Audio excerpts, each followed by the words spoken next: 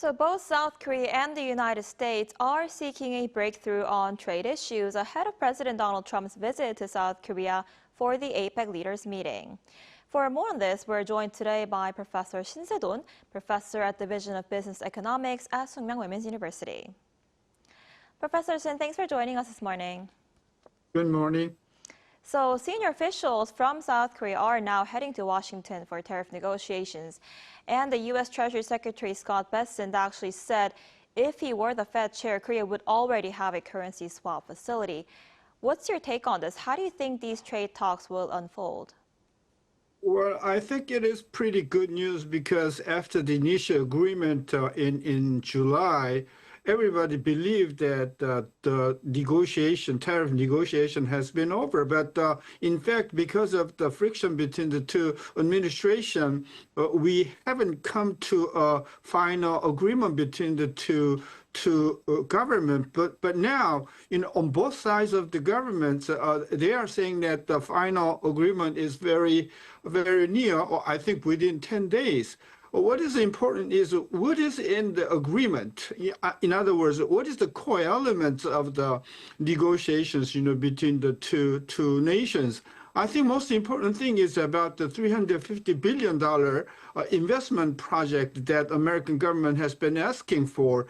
And the Trump administration asked upfront, $350 billion in cash, but which is out of the possibility of Korean government. So there has been, I think, pretty hard negotiations between the two administrations, and we are interested to know whether $350 billion is reduced, or what about the upfront cash payment.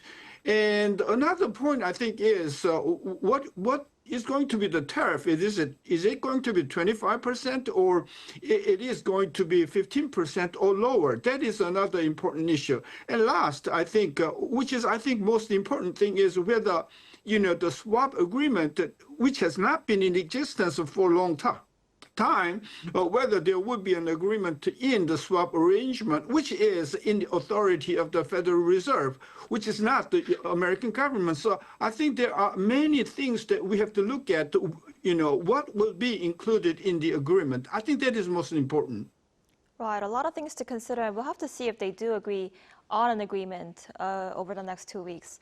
And globally, trade tensions between the United States and China have been escalating, and they're now directly affecting Korean companies, as China has now imposed sanctions on Korean shipbuilder Hanwha Ocean, accusing it of helping the U.S. What's your take on this?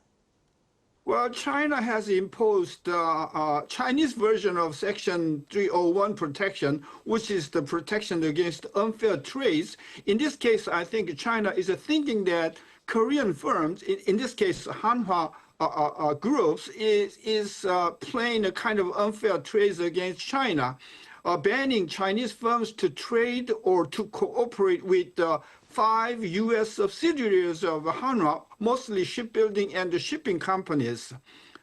If the Chinese restriction is limited to Hanwha, I think it's not going to be a pretty big deal. But what if China is extending that to other Korean companies like Samsung, LG, or Hyundai? I think that could be a pretty devastating blow to Korean economy. So we have to see what is the real intention of Chinese kind of regulations against, Hanwha Group. We have to see. Right, absolutely.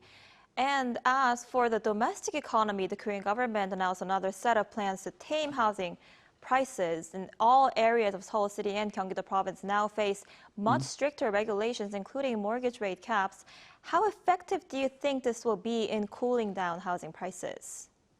Well, in principle, either current administration or the previous administration, they have mostly 3 major policy measures. One is loan control, and second is declaring a regulation zone. And third one is adjusting tax profiles. And lastly, the supply measures. And we already saw in the second measure of the current administration, government has announced that they will be supplying, almost 1.5 million in houses within 5 years. So supply policy has been already announced. And second, the loan control, I think, has been included in the first measure, and that is limited to, 600 million won, no matter how expensive, you cannot borrow more than 600 million won. Now, this time, they control, to 400, 400 million won for the when you buy the houses, the value of 1.5 and 2.5 billion. And if you want to buy more than, more expensive than 2.5 billion won, you can borrow only 200 million won.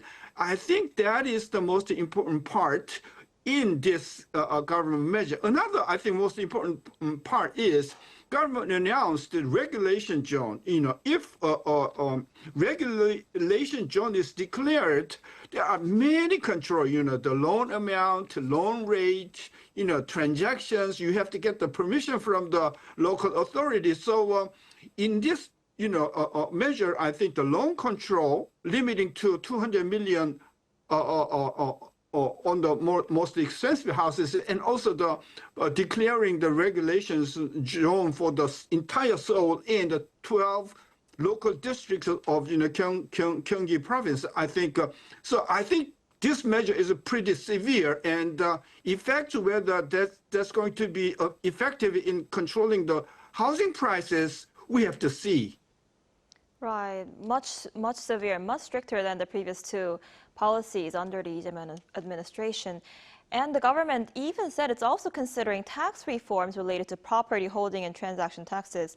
And these changes could have a major impact on the housing market, right? Would you say this signals a shift from the government's previously cautious stance on real estate taxation? Right. I think this is the last, measures that a previous government had announced, Moon Jae-in or Yoon Suk-yeol administration has announced, but the Lee Jae-myung administration has not been announcing the measures regarding tax. But sooner or later, I think, if the price is not controlled effectively, then the current government is going to announce the tax kind of measures to control housing prices. Most important thing is, previous Moon Jae-in government had announced exactly the same measures about 5 years ago. And the problem is, it was not successful in controlling the prices of the houses. So the fundamental question is whether, the house prices will be controlled even with the tax problems. I think that we have to see. And to me, most important thing is interest rate is too low, and everybody is expecting lower interest rate in the future. I think that is the critical problem, making a surge in housing prices. So I think the government and the Bank of Korea should not lower interest rate, at least for the time being, while the housing prices control. So interest policy is, to me, the most important measure. Right, a lot of things to consider and a very difficult issue indeed. All right, Professor Shin, thank you so much for your insight today. We appreciate it. My pleasure.